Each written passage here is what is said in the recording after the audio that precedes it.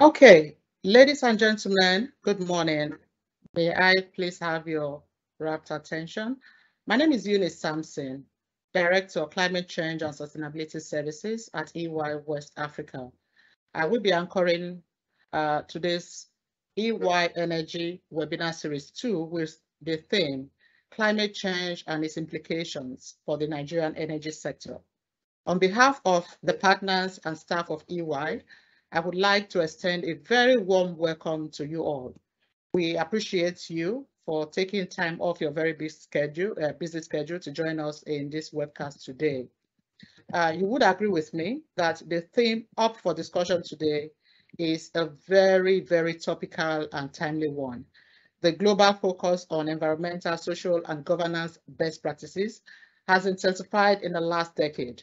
This traction is driven by the realization that inclusive, sustainable development can only happen when these sustainability concepts are prioritized in our individual and institutional activities and strategic decision making, whether at the government or corporate level. Around the world, human action or inaction is driving nature and its resources to the brink of collapse. Global and national challenges such as growing social inequality, environmental degradation, biodiversity loss, natural disasters, and many more point to the need for urgent corrective actions. Ladies and gentlemen, the biggest challenge humanity currently faces is climate change and global warming. And if urgent actions are not taken, this could significantly disrupt human and business activities going forward. This challenge can only be tackled effectively if we begin to act together now. As many of us here today may already know, Nigeria is highly vulnerable to climate change. The 2014 World Climate Change Vulnerability Index, published by the global risk analysis company Verisk Maplecroft, classifies Nigeria as one of the 10 most vulnerable countries in the world to climate change. Extreme weather conditions such as flooding, erosions, desertification, rising sea level, and droughts are some of the common climate change fallouts already impacting our country. As a fallout of the November 2021 COP26 ahead in Glasgow, where Nigeria announced a 2060 net zero target, President Muhammadu Buhari has signed into law the Climate Change Act, which contains the framework for institutionalizing critical mitigation and adaptation steps such as climate governance, emission reduction, climate carbon budgeting, carbon trading, carbon taxation, and so on, all aimed at combating the scourge of climate change. As a global leader in the climate change and sustainability thought leadership and consulting space, EY Nigeria has organized this webcast to educate stakeholders on Nigeria's Climate Change Act 2021 and how the operationalization of this act could redefine the energy sector and, by implication, all of us. We all need energy to survive, don't we? The webcast brings together thought leaders from within the EY network and from the corporate and public sector space to dissect the evolving implications and opportunities that climate change presents to businesses and institutions operating in the Nigerian economy.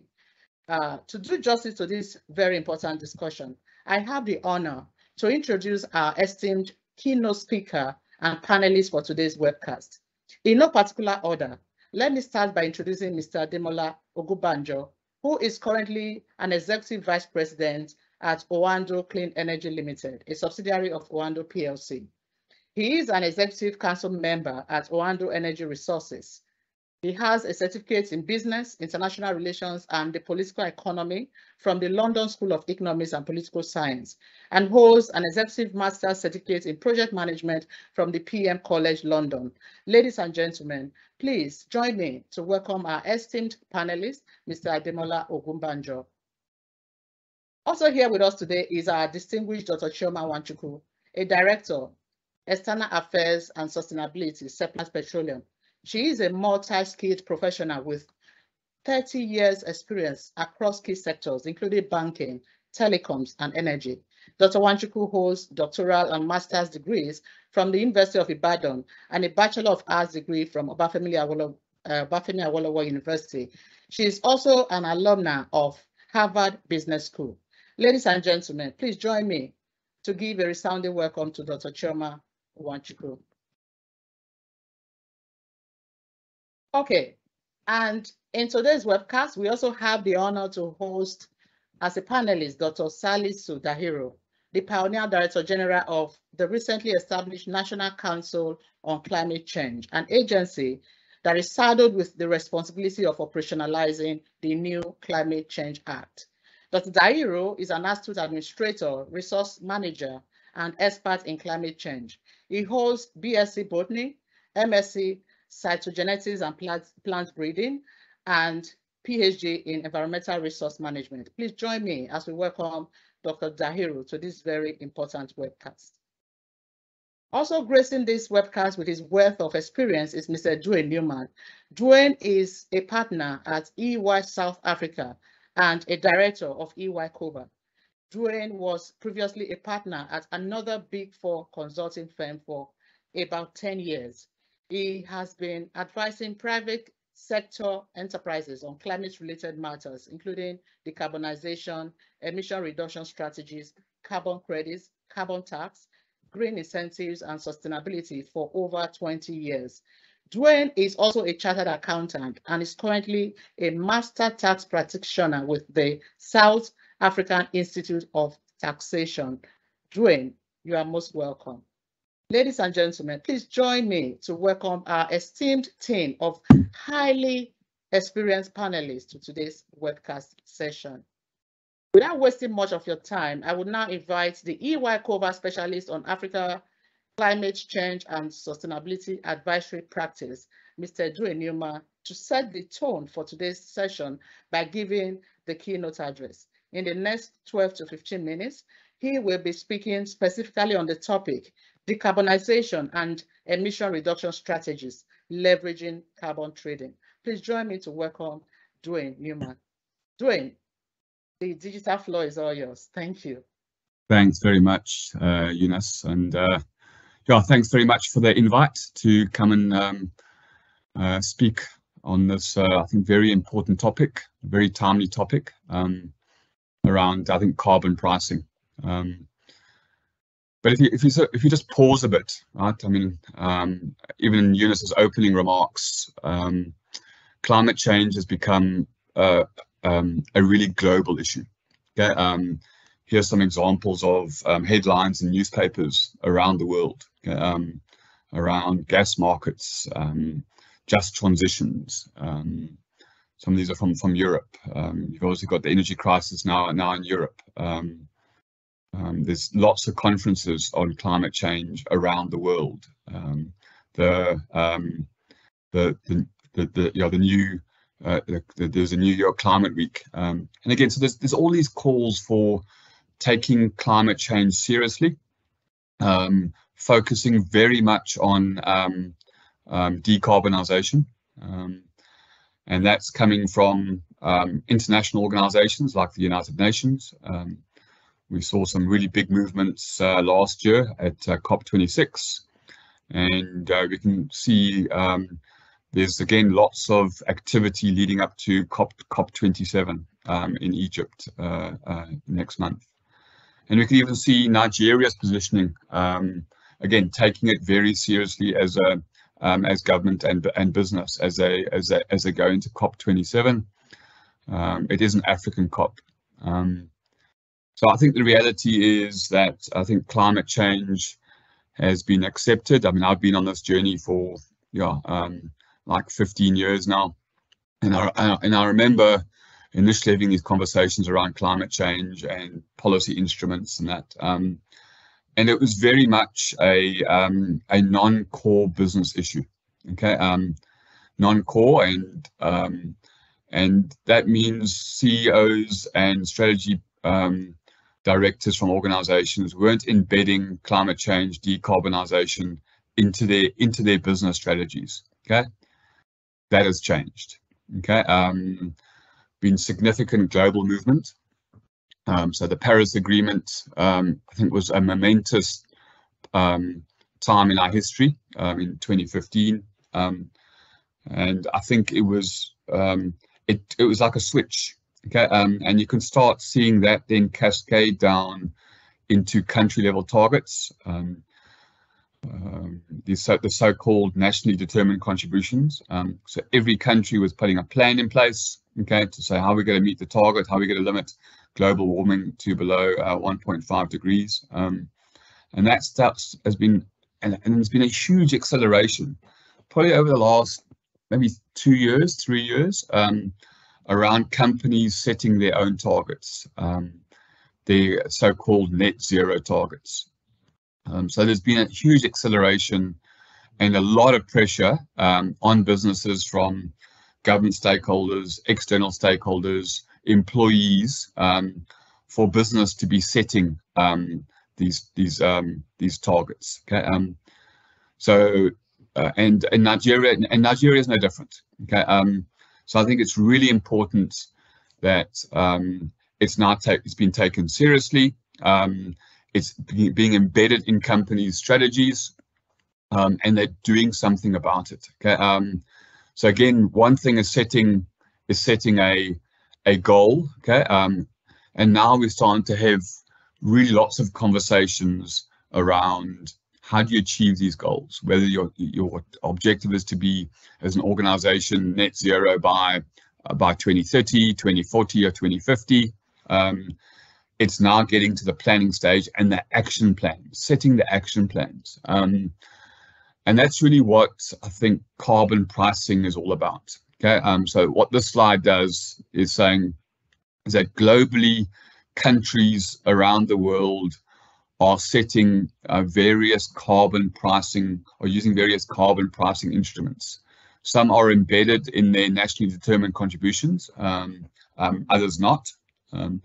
So you've effectively got two ways to price carbon. Okay, one is you've got you can use the stick approach. Okay, and those are getting codified in what I would call taxes. Okay, so jurisdictions are starting to put carbon taxes in place, some on emissions in the country, and some others they're starting to levy them and think about levying them on entry of goods into their jurisdictions. So a good example of that one would be the carbon border adjustment in Europe. And then the other way to think about carbon pricing is not tax, but an incentive, and the so-called carbon trading market. So here's just a slide just to give an indicative view. Obviously the carbon market's been around for a long time, but it's now only starting to accelerate, double like every year. Okay, and the predictions are to get it to be over $500 billion by 2050. My view is I think it's going to be accelerating much quicker than that, based on all the projects I'm seeing, based on all the platforms I'm talking on with the global standards. So it's clearly a market that is going to make a difference. Okay, and I think it now's the time for businesses to be thinking about how do they put carbon pricing, carbon offsets into their net zero strategies. Okay, how can they leverage off the revenue streams that can come off this carbon credit market? So the reality is we are here today. We've walked a journey going back to 1997, when the Kyoto Protocol was set up, and the so-called Clean Development Mechanism was set up. And I know my own personal journey working with the CDM, board, getting projects over the line and approved for carbon credits. It's been a challenging journey. Okay, it's been a really challenging journey. Working with designated national authorities in countries, working with the UN. It's been a real challenging journey. But yeah, I think every mechanism has got its season, and the CDM market then came to an end, and that's really what a lot of the discussions I'm having a lot of discussions on panels now about the so-called Article 6. Okay, that's being designed under the UN, and again, it's effectively a CDM replacement, but with some fundamental differences. One of those fundamental differences is they want to make sure that you don't double count. Okay, you're going to be trading offsets around across borders, and that's, I think, the reality of the carbon trading market. Most of the projects are in one country, and the credits are then utilized in another country. So it's a really international market. So it's just really important to understand the differences between the voluntary market and the compliance market. The compliance market is where countries or regions put legislation and create a market that they then set either a cap and then trade credits within their market. But again, it's virtually a ring-fenced market. So you're effectively trading credits within the participants of the market, however the geographical boundaries of the market. The voluntary market is something very different. That's really I suppose, the real international part of the carbon market, where you don't have a compliance obligation, and then companies and projects are then trading their credits across borders, offsetting their emissions, and that's where the big opportunity has come up over the last couple of years. So again, it's really important to bear in mind of, like, what is a carbon credit? Okay, I get this question really quite often. It's a tradable commodity. Okay, created from a project that reduces greenhouse gas emissions. Okay, so just that simple sentence is telling you, one is you have to have a project. You have to make sure that you are understanding what the starting point is of your, have you got a baseline of greenhouse gas emissions? And do you understand what the project you're going to be implementing, how it's going to reduce emissions? Okay, there are 3 ways to generate credits. Go back 1 slide, please. 3 ways to generate a credit: either removal, reduction, or prevention. Okay, and again, most of us understand that most of greenhouse gases come from carbon dioxide, but we must never forget about methane and nitrous oxide in our understanding of around our greenhouse gas baseline. Okay, next slide. Okay, important to bear in mind that carbon markets are driven by standards. Okay, and these are some examples of the various standards that are out there. So as you're going on your journey of understanding what markets are available and what projects are available, you need to be understanding that there are various options available in the standards out there, and they're getting better, stronger every day. Next slide. Things are really also important to bear in mind. I think traditionally the carbon market and carbon offsets have been very much focused in the agricultural space. And I think probably one of my strongest messages today is really understand that carbon credits can be earned across sectors. Okay, from energy, which is obviously the focus today, but also in terms of industrial processing, transport, and it's really important to open up your mind around understanding what is your project, are there greenhouse gas reductions, and is there a carbon credit revenue opportunity for your project that can be used to accelerate it, pre-finance it, and I think that's really the biggest message in terms of the sectors. Make sure that you understand there are carbon credit methodologies in things like the renewables energy sector, fuel switching. Next slide, please. And also in terms of alternative fuels. Okay, so I think we're seeing lots of innovation out in the market around developing alternative fuels. Next slide. And even things like landfill and gas and flaring. I think those are really important issues to be thinking about in the energy sector, and start thinking quite carefully about what the revenue opportunities are in the for your business and project. So I think what I'm saying is carbon credits are a really important part of any corporate's net zero strategy. Okay, you can't reduce all your emissions from your operations. You do need to be thinking about how carbon credits are built into your strategy. We are expecting them to be increasing in demand. We see that every day. Okay, short supply, prices going up, and the market will be evolving. Okay, Article 6 is going to have a big impact on the carbon market. Also, various other policy instruments are going to be implemented in various jurisdictions around the world. It's important that you watch them, okay, and see how these policy instruments are interacting with each other. Okay. So we're saying it's really important to engage early in your net zero strategy, understand what the opportunities in the carbon market are, because I think the early adopters are the ones which are going to be creating the most value on this journey. Okay, so I think, yeah, finally, growing demand, and I think there's a really big opportunity in Africa, and based on my own personal experience in Nigeria to date, I think there's a really big opportunity in the energy sector in Nigeria. Yeah, so thanks very much, Eunice. Those are my introductory comments. Thank you. Thank you, Dwayne, for that very, very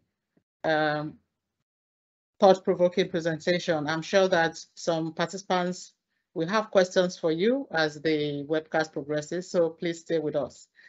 By the way, before we kickstart the panel session, please allow me to say how important it is for us to hear from our esteemed participants during today's session.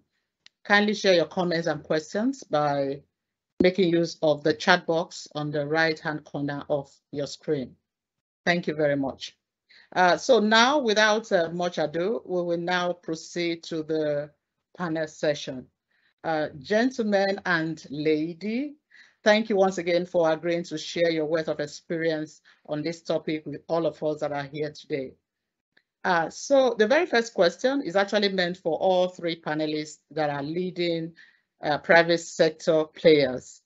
And just like all other questions that will be asked here today, kindly note that each panelist has a maximum of 3 minutes, 30 seconds to share their perspectives on this question. Now, in no particular order, let me start with Mr. Ademola Ogunbanjo. Mr. Ogunbanjo, nowadays we hear a lot about net zero, we hear about decarbonization, energy transition, ESG, sustainability, and similar concepts. How are they related, and how aware and engaged are the stakeholders in our ecosystem, including employees, vendors, investors, and so on these issues? Also, what are the market leaders like Oando PLC doing to increase awareness around these very important concepts within their sphere of influence? Mr. Ogunbanjo, please. Thank you very much, Eunice, and good morning to all the participants. So net zero, decarbonization, energy transition, ESG, sustainability, these are, I would say they're siblings from the same parents, right? Whilst net zero speaks to our need to achieve a state of play within our environment where we take out of the environment as much carbon as we put in. It's net zero. And it's the baseline, it's the starting point. Because where we need to get to is net negative. But I guess the agenda for now is net zero. How do we ensure that we're mindful enough of the environment that whatever it is that we emit, carbon or methane-wise, we take out as much? And there are different paths to, making that happen. Decarbonization, of course, is just the term for the agenda itself. How do we decarbonize the environment? How do we take out carbon from the environment? And there are natural ways, of doing this. The forests, as we know, there are natural carbon capture and storage technology, all right? And where deforestation has occurred extensively, you find that the balance, the scale of, is tilted in favor of carbon in the environment. But decarbonization essentially is a myriad of activities that speak to our need or the process of taking our carbon from the atmosphere. Energy transition, of course, is so. The interesting thing is energy transition is not new to the world. Once upon a time, we were focused on coal. We transited to gas, and then nuclear, and then so the concept of energy mix is not brand new to the world, right? We will always have an energy mix. So whilst we speak to energy transition to mean that we will transition from fossil-based fuels to renewable energy sources, that's why we use energy transition in that context. But we have continually, humanity that is, transition from one energy source to the other without necessarily abandoning the previous energy source, but diminishing its role, all right? And then I'll very quickly move to how aware our people are. I mean, when we look at human understanding and the different layers of it, there's awareness, there's knowledge, there's skill, and there's mastery. We're still grappling with the level of awareness right now. But our people will be more aware as we do more. For example, as we create strategic supply chain systems that look to ensuring that ESG, which is the framework for measuring environment, social, and governance, that organizations are responsibly behaving in the context of that framework. And then if we introduce that into our supply chain system, for example, our vendors will become more aware.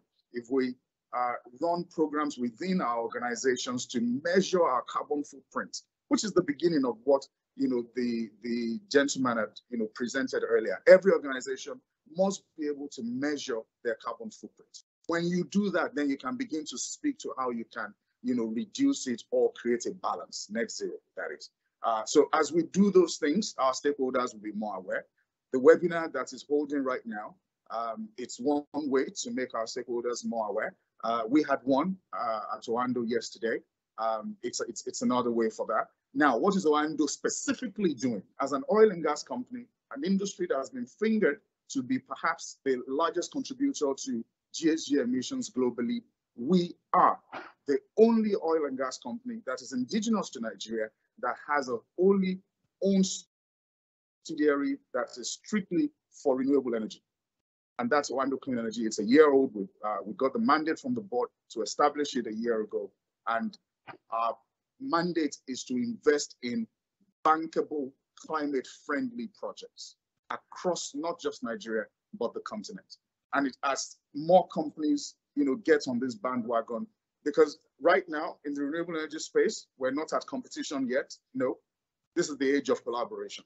Mm-hmm. So as more and more companies come together to do more in this space, a whole lot more awareness will be achieved. Thank you, Mr. Ademola. Thank you so much. I'm sure at the course of this webcast, you'll be able to say more. Thank you so very much for that insightful response. I'm sure that our participants learned quite a lot from it. Thank you. Now to our dear Dr. Chioma Nwachukwu, please share your perspective on this same question. A lot is being said nowadays about net zero, decarbonization, and so on. How aware and engaged are the stakeholders in our ecosystem? Our employees, what do they know about all of this? Our vendors, supply chain players, investors, and so on. Also, what are the market leaders like Seplat Energy doing to increase awareness around this important concept within their sphere of influence? Dr. Chioma, please. Thank you very much, Eunice. I will say thank you for bringing me in to discuss this very important topic. And I wouldn't want to repeat what my previous speaker spoke about, but just to say the importance of these terms that have come on top of the agenda. Why are they on top of the agenda? It goes back to what the first speaker spoke about. Global warming has become very topical. As this becomes topical, terminologies are being coined, terminologies are used to show how expectations of the stakeholders are in terms of how we manage global warming.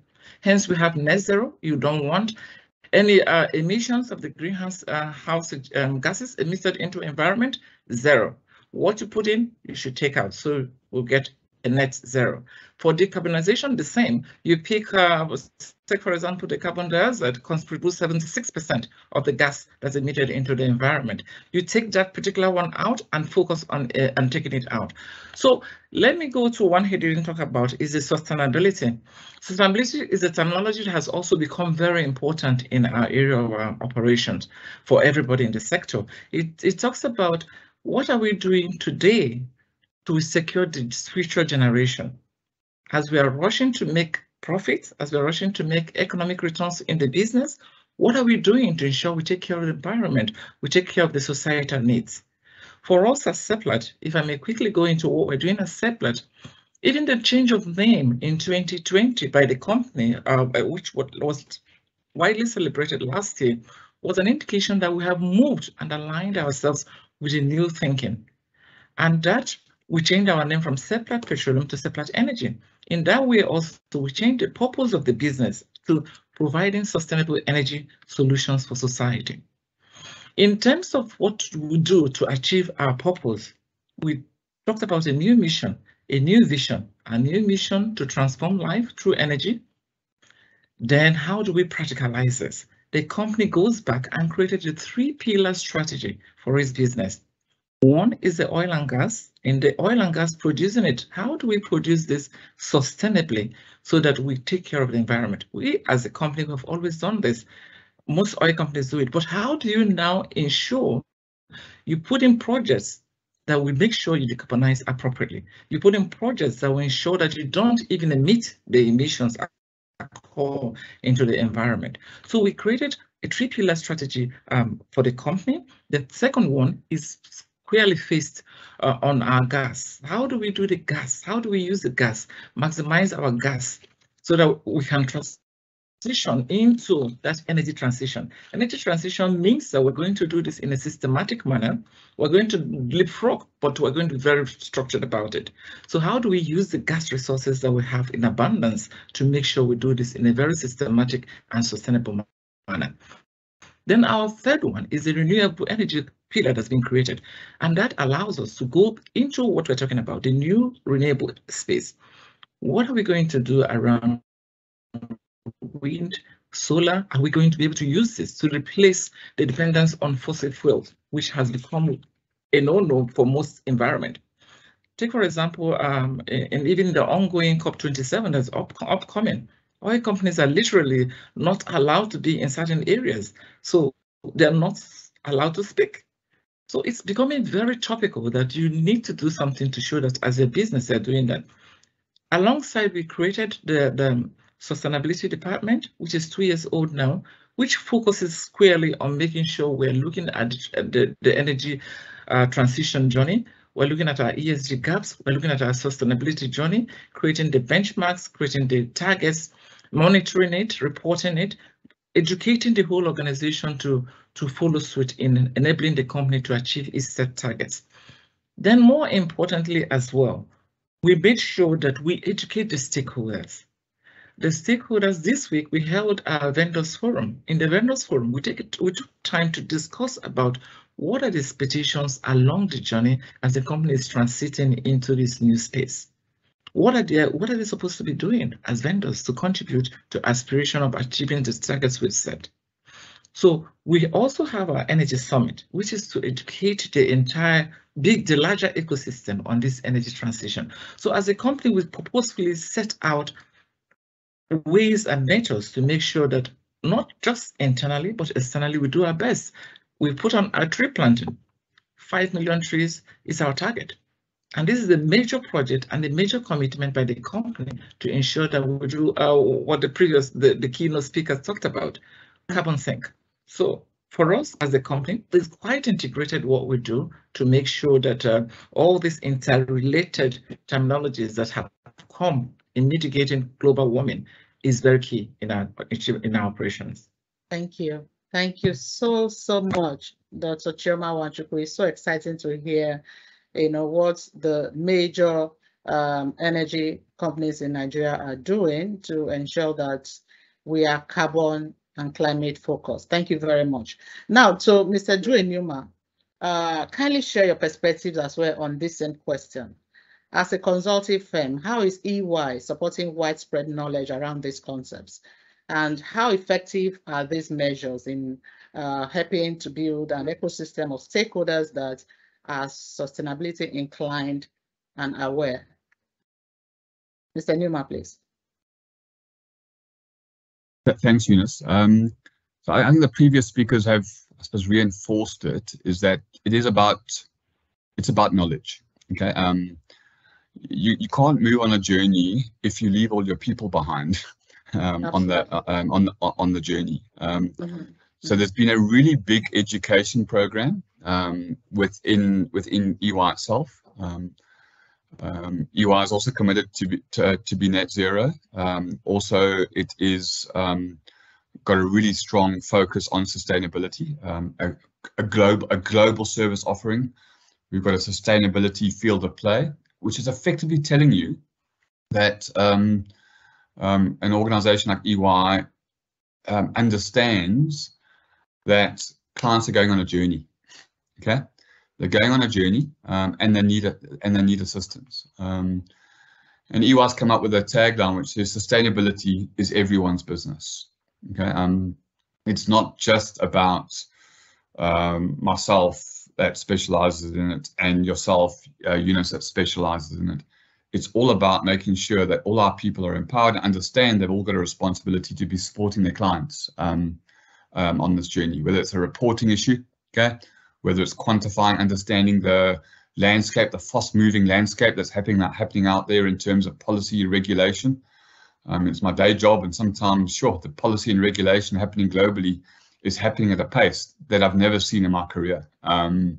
So you really need to have a strong network of knowledge gathering, knowledge sharing, and then making sure, like platforms like this, right, are really important to get that knowledge out there. And we need to share it with our clients, because I think if we don't, it's pointless us knowing all the knowledge if we're not sharing that with our clients and helping them achieve their net zero and decarbonisation objectives in the organisation. And I think the reality is that most clients we see are at various stages of maturity on the journey. Okay, and it's important to understand where you are on the journey as an organisation. And EY's got lots of tools available to it that can help you understand where you are, benchmark you, and help you on that net zero journey. Thanks, Eunice. Thank you so much, Dwayne, for sharing the EY perspective on that question. Thank you very much. Now to the Director General, National Council on Climate Change, Dr. Salisu Dahiru. First of all, sir, I would like to say a big thank you for all the efforts you made to be here this morning to join us. It's much appreciated. This question is for you, sir.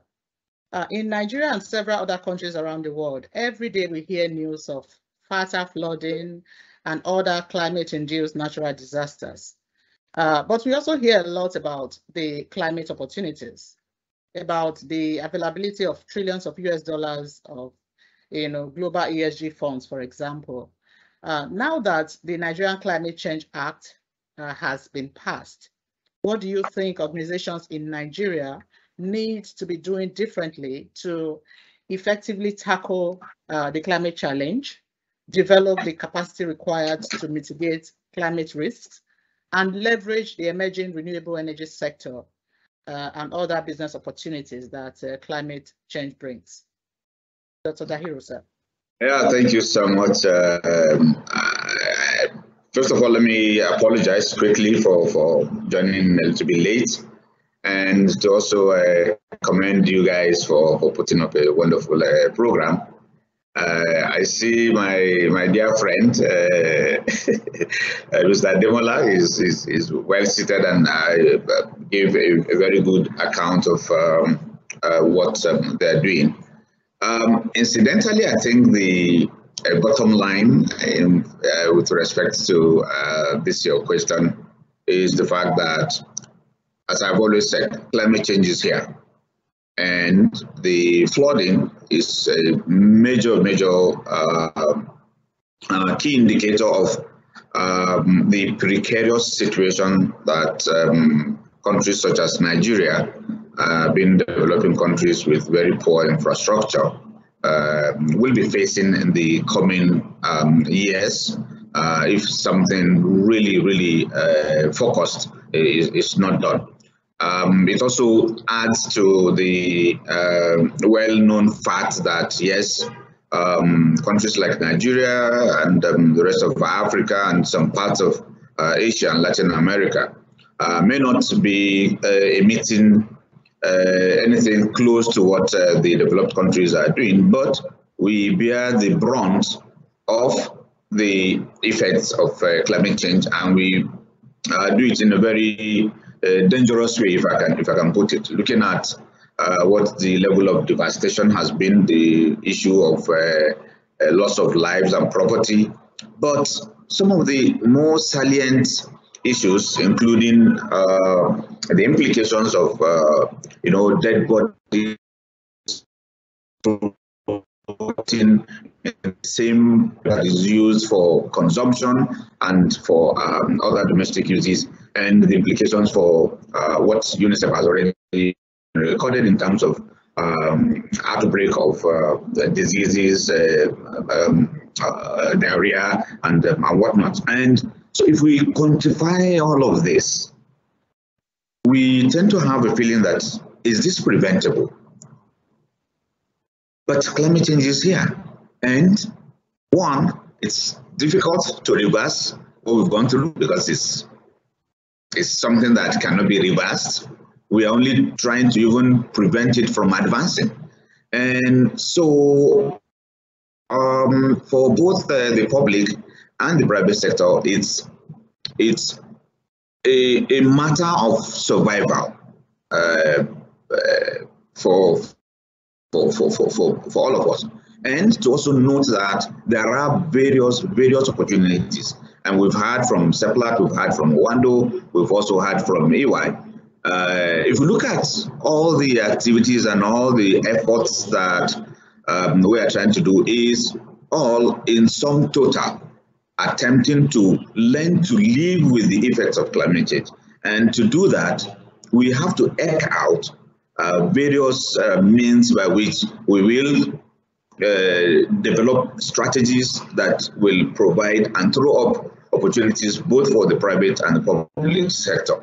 Where the act really comes in is that it gives Nigeria an opportunity now to reboot, to reassess where we are and come up with improved policies, harmonize those that are existing, and then come up with guidelines and regulations as well as strategies that will serve both the public and the private sector in meeting, one, those voluntary commitments that they've made because they have no choice, because that is the topical issue now, and that is the trend. Making this energy transition or ensuring that sustainability forms the basis of your development and your policies and also your strategies to even remain afloat.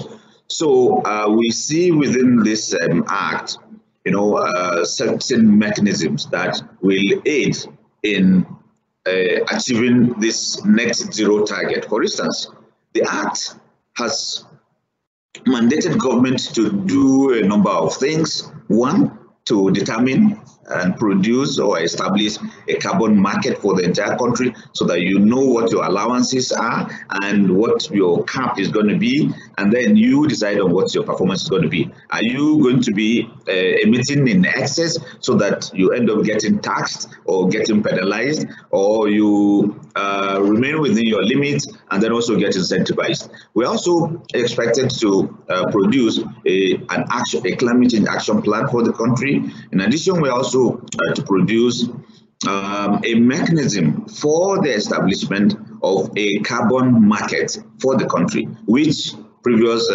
particularly the presentation by Dwayne, really depth on in terms of the emissions trading schemes or the various carbon offset and cap and trade and the rest. And then we're also expected to, if you do recall, one of the major problems of climate change administration and governance in Nigeria is the absence of the technical depth and availability, as well as issue of financing. And the Act also established a climate change fund for the country that will be used to drive the activities of the National Council, which is the main body established by the Act to govern and also provide this leadership.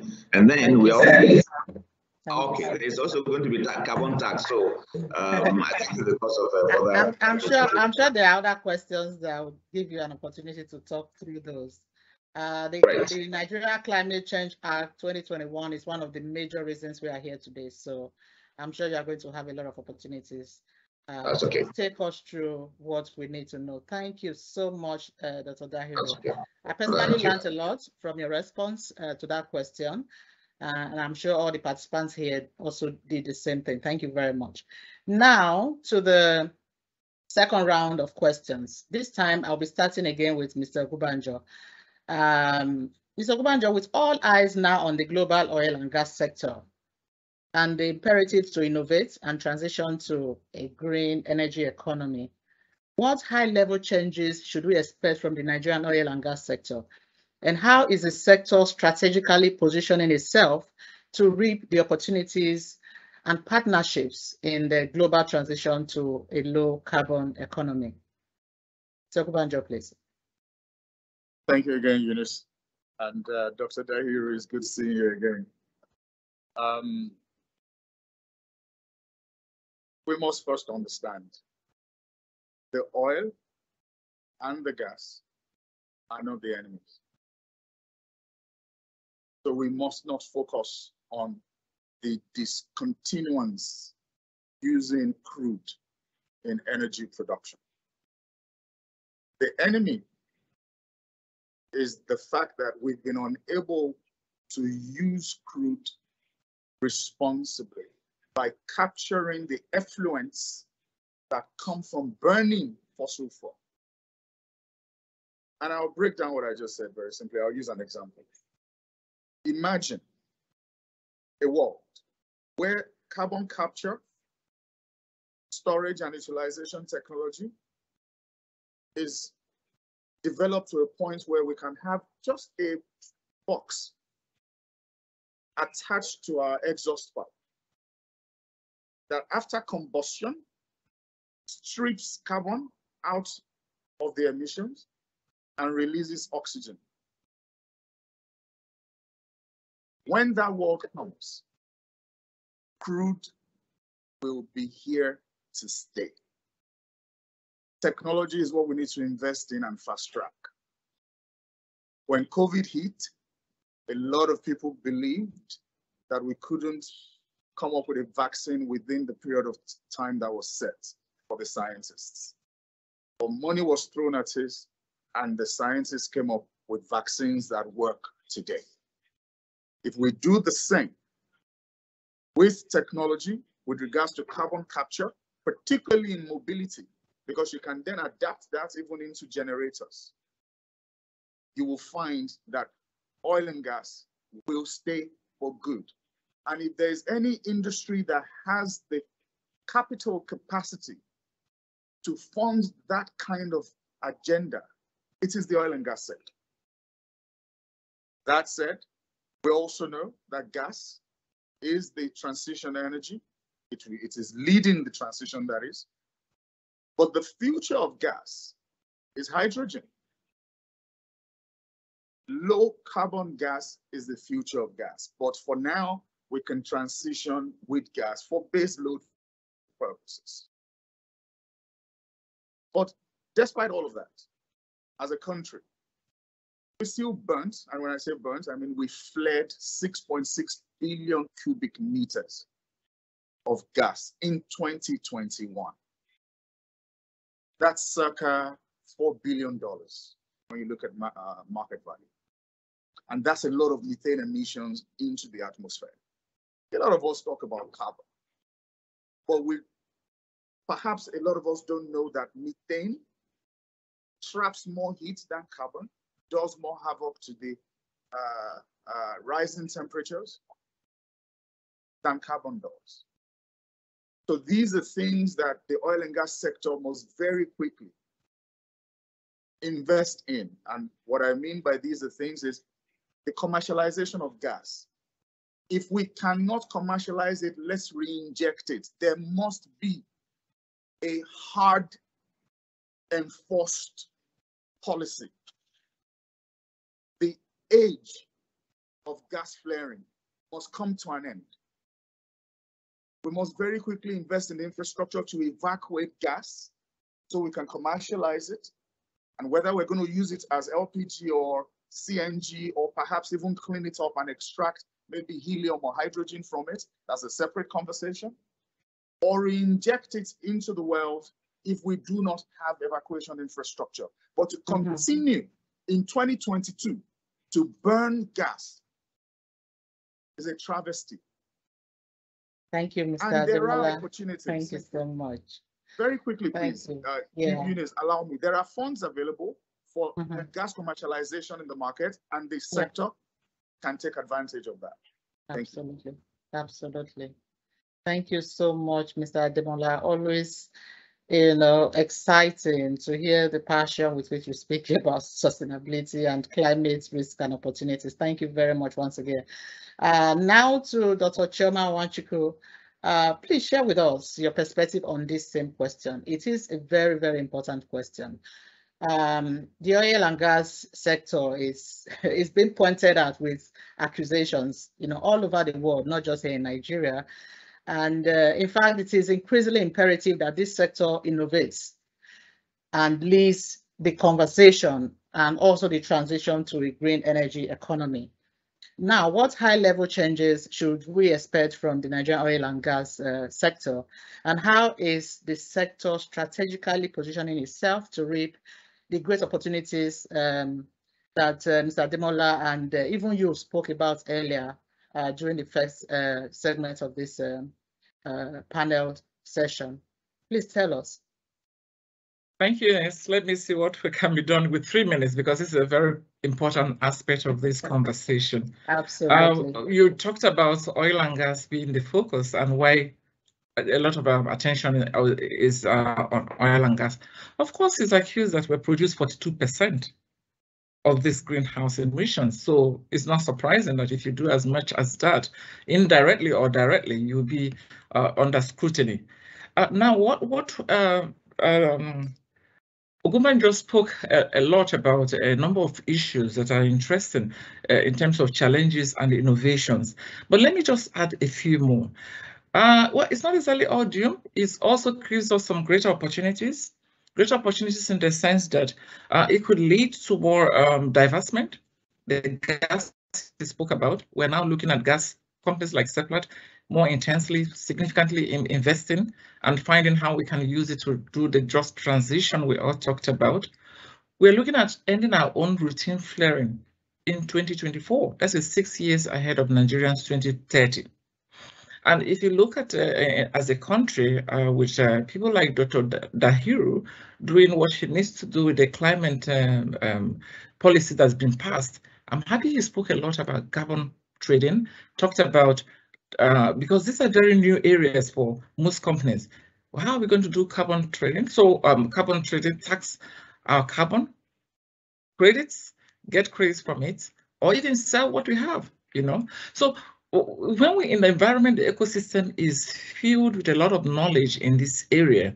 It makes room for greater opportunities that I'm talking about. But what else do we expect? We expect some policy and legal implications, because as we know, what we're talking about is people acting and behaving in a particular manner to ensure that you decarbonize, to ensure that you reduce whatever impact you're having on the environment. So we see that we're going to have a lot of reporting requirements. Companies should be ready for that. If you're not already ready for that, then you are going to be falling behind. So we need to be aware that it also exposes us to litigations. Those are some of the changes that could happen. And a lot is being said about technology. Technology. That is the way to go. For us, technology is what we're looking at when we say we're going to continue our upstream operations. We're looking at technology to help us to decarbonize our operations and make this more sustainably. So technology will be ruling the day as much as possible. Every company needs to really focus on what are you going to do with technology to aid your operations.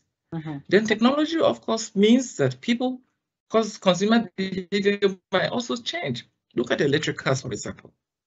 It might not be in Africa or Nigeria at the moment, but it's gaining grounds all over the world.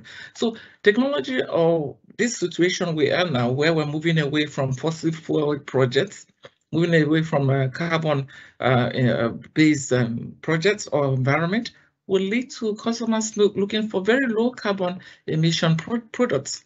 So those are some of the changes that one would expect. Yeah. The last but not the least, I know you're shaking your head as you finish, but look at, if we do not move, we stagnate. And when we stagnate, all the talk about global warming, the company will be caught up and the company may die. That's the truth. There's a sense of urgency that is needed. And I'm happy that people like EY, you're running these sessions to throw light and show that that urgency is important for everybody in the ecosystem to play their own part. Excellent. Thank you so very much, Dr. Wanchukwu, for your very insightful views on that question. Thank you. Now back to Mr. Dwayne Newman. Dwayne, as a subject matter expert in climate actions, such as decarbonization, energy transition, just transition, like Dr. Choma mentioned earlier, carbon quantification, carbon trading, and so on, you will agree with me that energy and power are perhaps the biggest climate risk focus at this time. What are the business factors that will trigger the race for decarbonization, net zero, and energy transition initiatives and projects? Also, from your experience in this space, what would it take to initiate and actively execute the required roadmaps and action plans? Yeah, thanks, Eunice. Yeah, thanks, Eunice. So, I mean, I think the biggest change that's happened over the last couple of years to, I suppose, what I would call mainstream this conversation is finance. Okay.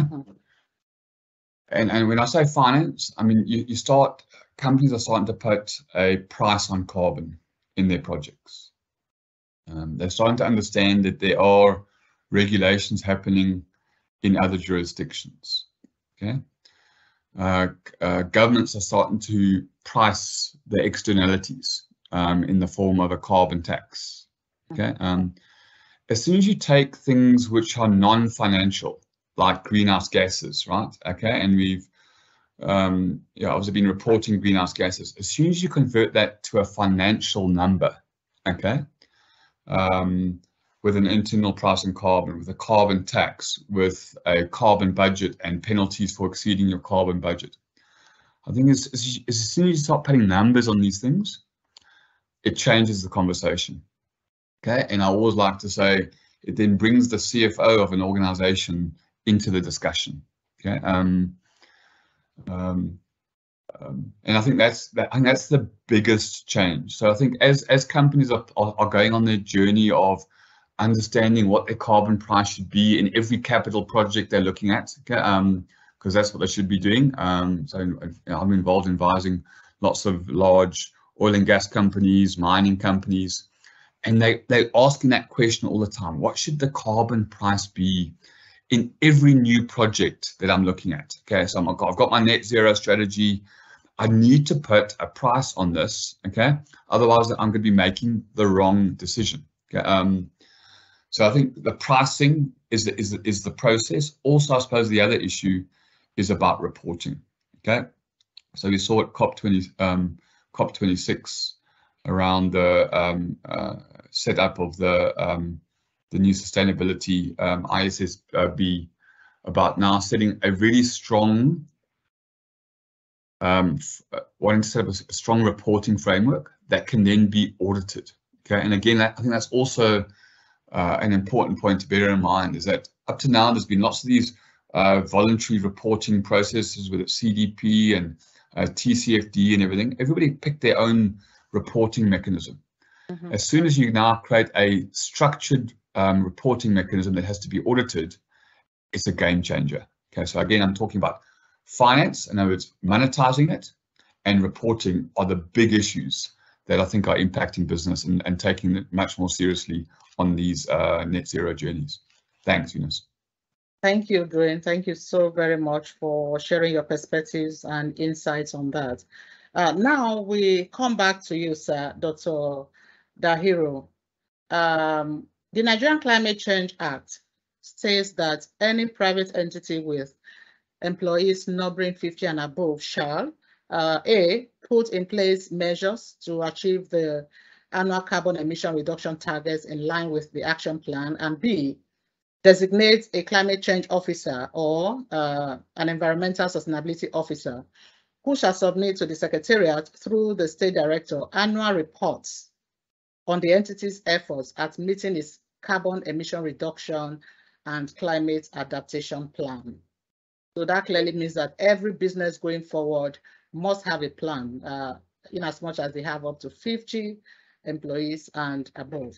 Now, the question is this: how will regulators track and measure, track and ensure compliance with these requirements, considering the current state of data management system in the country and the inadequate access to emission calculation records? Secondly, with the Act being enforced anytime soon, how ready are regulators and even the Nigerian business community to manage key fallouts such as carbon budgeting and carbon trading especially? What steps need to be taken to prepare key stakeholders for these emerging developments? Dr. Dahiru, please.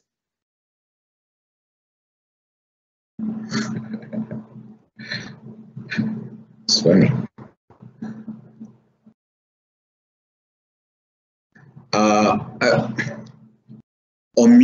Unmute us. Sure no, we can hear you, sir. We can hear you. Okay. Initially, it was not unmuting, so I apologize, and I thought the host is controlling the mute and unmute. Okay. Yes, thank you so much for this very loaded question. How I wish these questions were left for Mr. Ademola. Who would have answered it, but let me give it a try. Let me give it a shot. Now, you see, for us, I think the reality of the fact is the Act itself is very young, established just in November 2021, and the National Council on Climate Change, actually the implementation began in towards the end of July when the appointment of the DG was made. So you see, we are very young. Yes, you did highlight the fact that we have the art of data and accurate information regarding where we are with respect to virtually everything. So for the Act, what this means is that we are starting from scratch, and it means in the course of the mandates given to the Act, to the Council, it will, first of all, come up with a set of regulations and guidelines on the issue of these allowances in terms of emissions that entities, including those with 50 people and above, could do. And if you do recall, during our my first intervention, I did highlight the issue of this establishment of the carbon budget, which is going to serve as the baseline. And each entity then, is going to familiarize itself with this. And we do not intend to do this, in isolation, but in close collaboration and cooperation with every relevant stakeholder. In fact, the main drivers of the Act in terms of its implementation and driving all the policies and guidelines that it will be doing is the private sector. And we are glad to have found through this series of webinars, the one organized by Oando, one was organized by Coca-Cola some time ago, and this particular one, it's coming to the table that a lot has been going on in the private sector, a lot beyond what, even the authorities are aware. And I think there's a need to really come together to really assess this and be able to report. In fact, what is happening in the climate change discussion in Nigeria, from what we've seen in the last couple of weeks, is that we are underreporting our achievements. We are also underreporting our performance, and this also goes to thanks to what stakeholder engagement you are doing. So for us, we have also designed the Secretariat of the Council to take cognizance of the various, operational capabilities as well as the specific mandates that we're having. To do regulation and to do enforcement or to do the monitoring means that we must have the right tools, the right staff, and the right mentality, and also the right information, reaching out to those stakeholders to be fully aware of what they require. So we've divided the Secretariat of the Council in such a way that it reflects on these specific mandates. We are going to have one whole directorate that is going to be on compliance as well as enforcement. So the legal aspects, the grievances that could come, the litigation that could come, as well as the day-to-day monitoring of what is happening. Because the Act also expects the Council to report. In fact, the Secretariat has 4 reporting obligations. One, it must report to the Parliament, the National Assembly that promulgated this Act on an annual basis. It also must report to the Council itself. It must report to the Federal Executive Council, and then it must report to the UNFCCC as well as the IPCC. So you see, the job is well cut out. It's huge, but we believe it is doable. Thank you. Absolutely. Thank you, Dr. Dahiro, for giving clarity to those issues. I'm sure a lot of the participants listened attentively to your responses to those very important questions. Thank you very much, sir. Now, let us come back to Mr. Ogunbanjo for the next question. With the rise in today's diesel prices compared to the 2021 rates, in fact, diesel prices have doubled year on year in the last 12 months. And now the possible removal of fuel subsidy come 2023, which is just barely 2 months away, and which is expected to significantly increase fuel pump price even more. Would you say that clean energies present a viable investment alternative and opportunity for players in the oil and gas sector and also for the consumers? Ademola, please. Thank you again, Eunice. So whether prices are friendly or not, the future of energy is green. The opportunities are clear.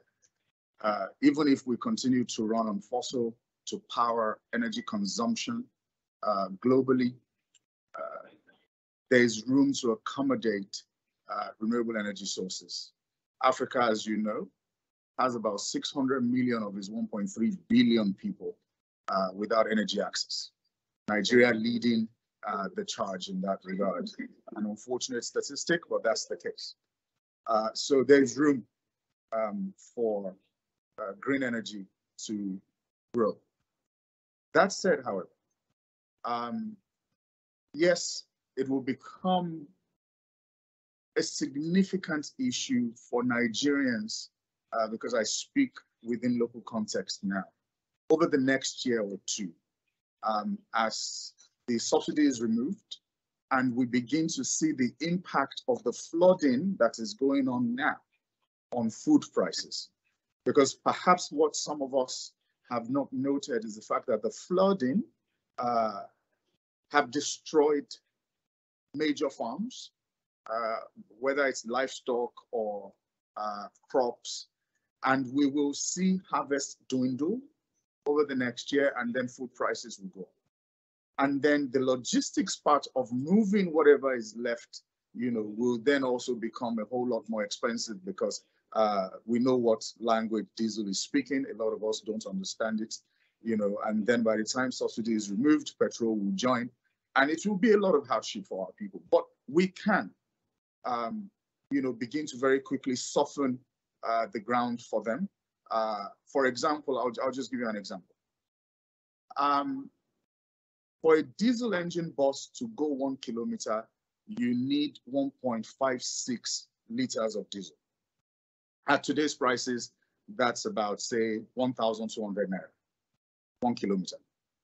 For an electric bus of the same size, I'm speaking to 10.5 meters bus now, it would take you 1.36 kilowatt hour. At today's rates, that's less than 500 naira. And this is in the hope that over time, as we deploy electric vehicles, and we, Oando Clean Energy Limited, we're deploying that in partnership with the Lagos State government. By this time next year, if you are in Lagos, you will be able to jump on a BRT bus that is 100% electric. We'll run the proof of concept by January 2023, and then we'll roll out fully before the year is over.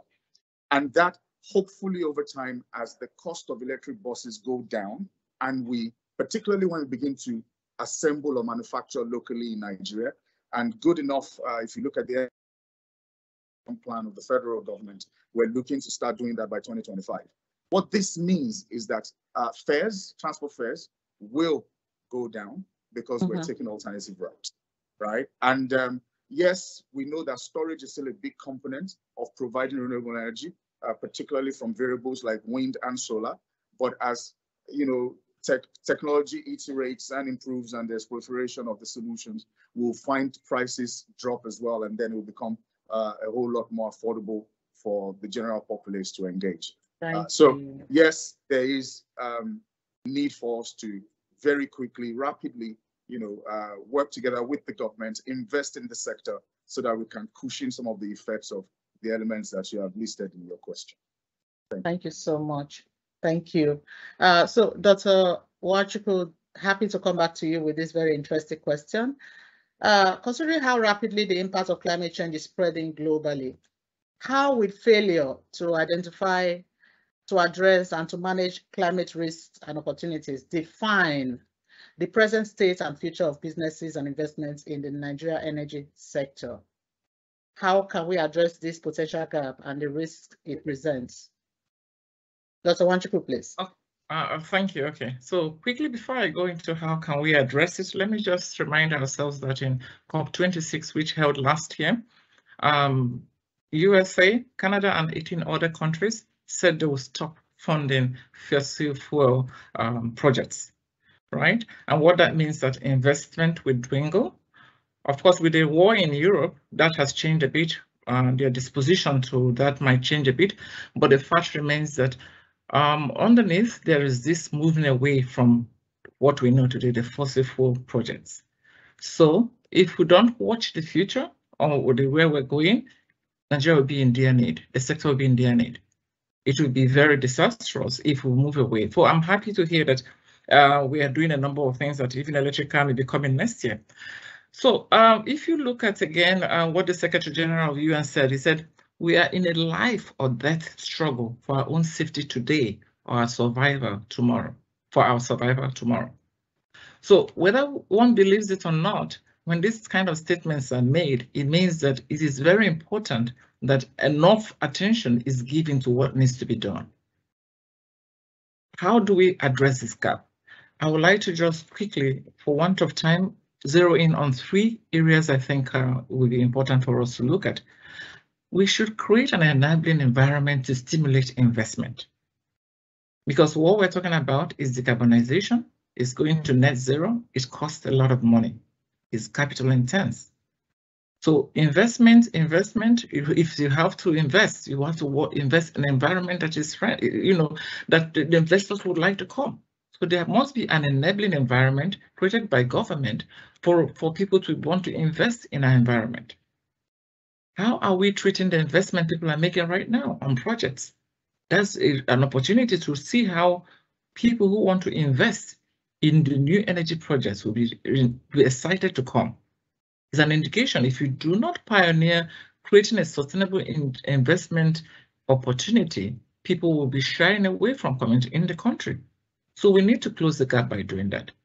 Again, another way is access to available capital pools. We have agreed that the number of capital is available for those who want to go into new energy.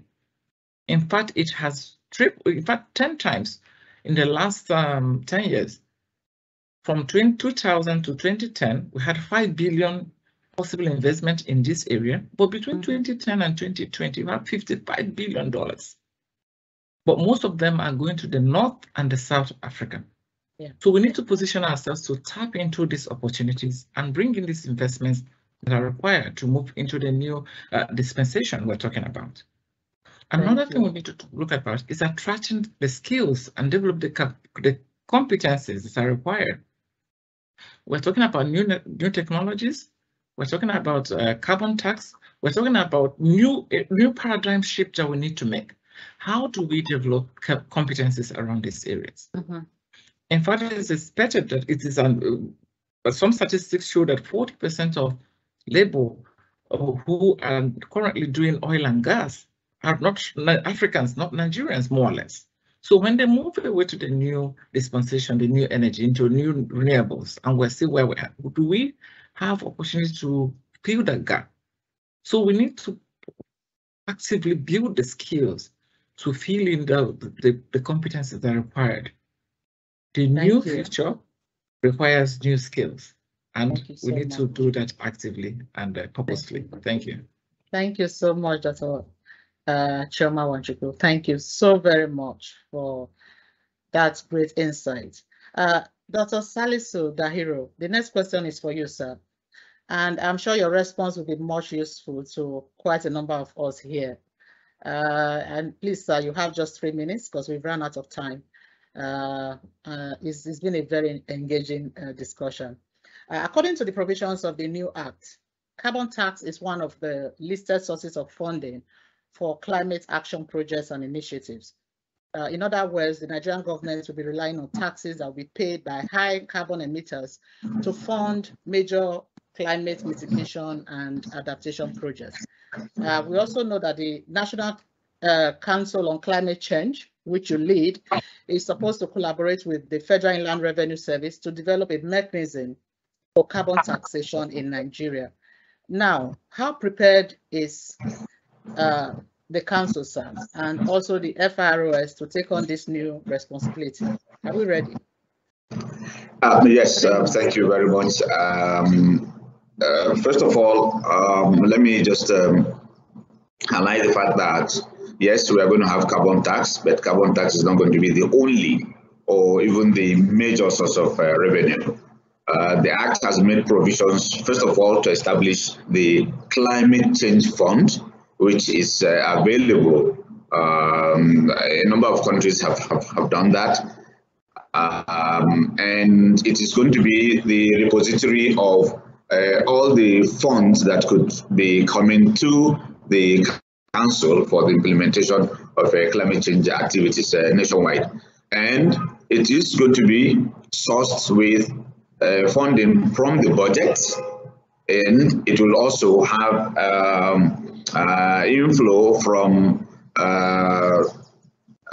penalties and levies, and it is also going to have some of the contributions from the development partners in terms of either the grant or some other trust funds that are available.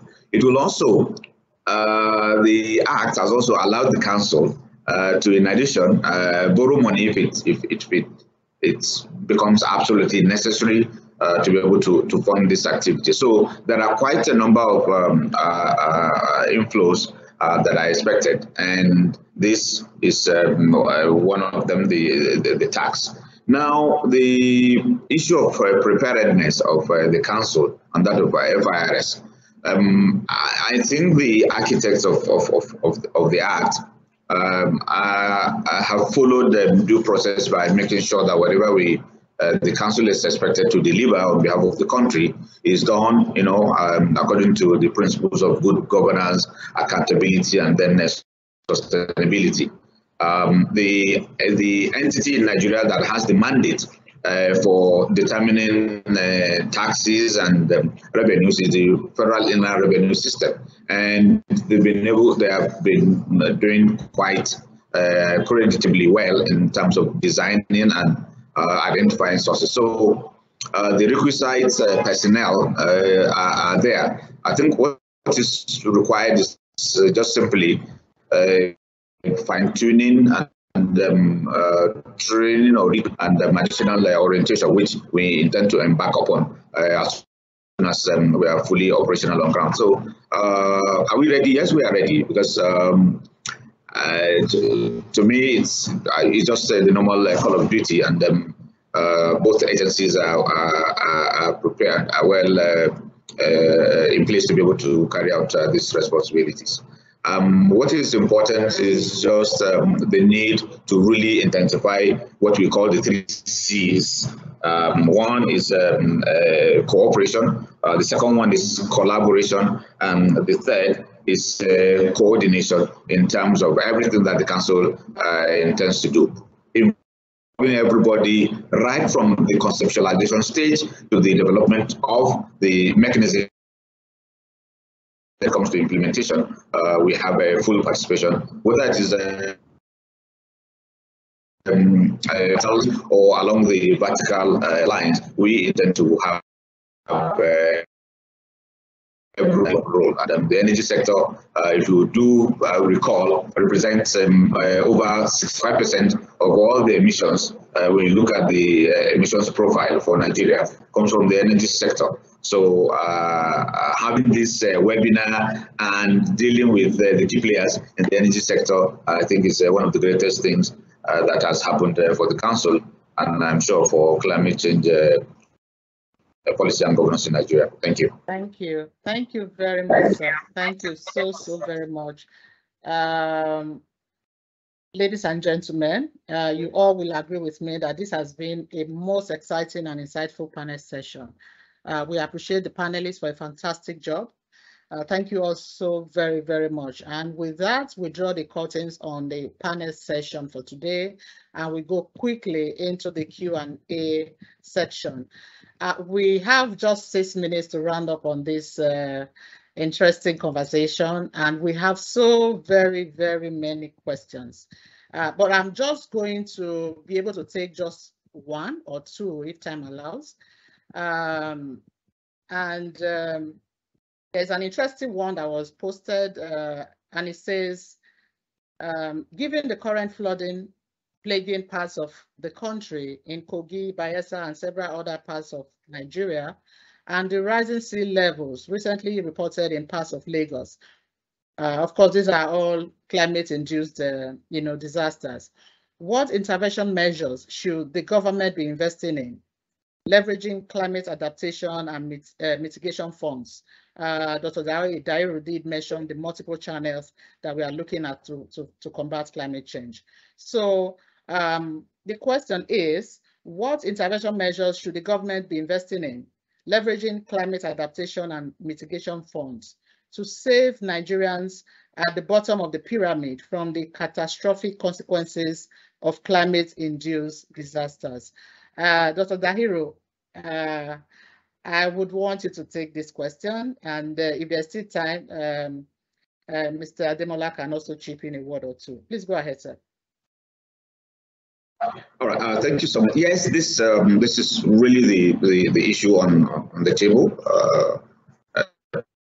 We cannot flog this issue, but believe me, that is the first impact that has really hit us below the belt. Now, flooding, yes, is induced by climate change. It is one of the key indicators because there are disruptions in the rainfall pattern, and also either you have too much rainfall at a time that you shouldn't be having too much rainfall, or you have too little rainfall when you are supposed to have it much.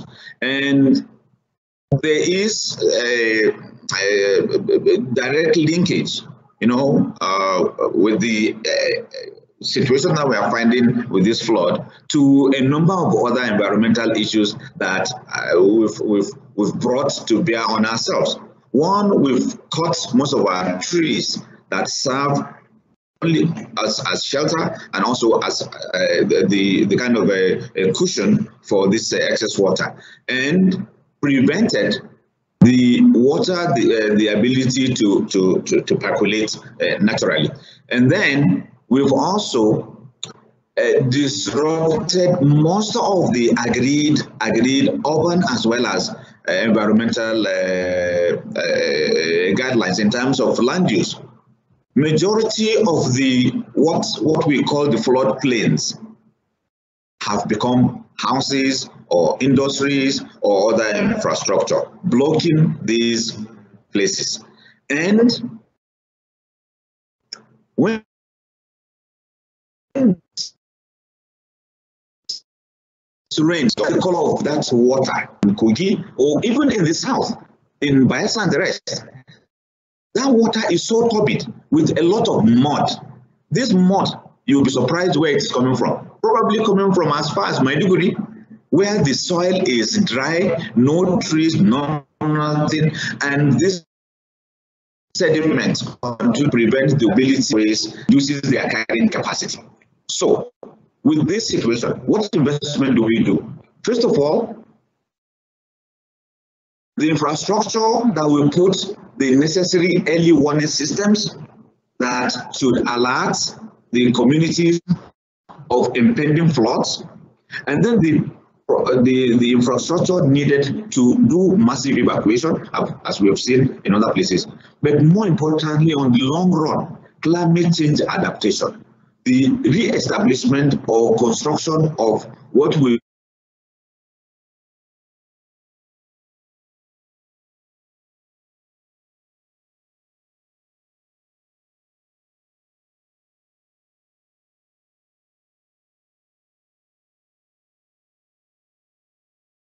Okay.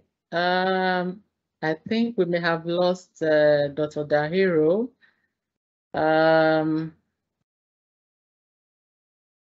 Thank you so much, Dr. Dahiro. We have just a minute or two left to the end of this webinar.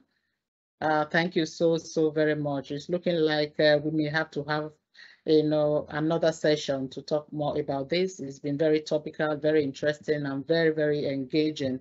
On that note, and on behalf of partners and colleagues at EY, I would like to say a big thank you to you, Dr. Dahiro, and to all our other resource persons and participants for a very engaging session today. I am sure it was worth the 1.5 hour invested. I have actually learned a lot, and I'm so grateful I had the privilege to be here today. Indeed, it has been a very productive session, and it has been my utmost pleasure moderating this event. Thank you all for being a wonderful audience, to our great participants. I look forward to seeing you again during the next edition of the EY Energy webcast series. Enjoy the rest of the day. Bye-bye.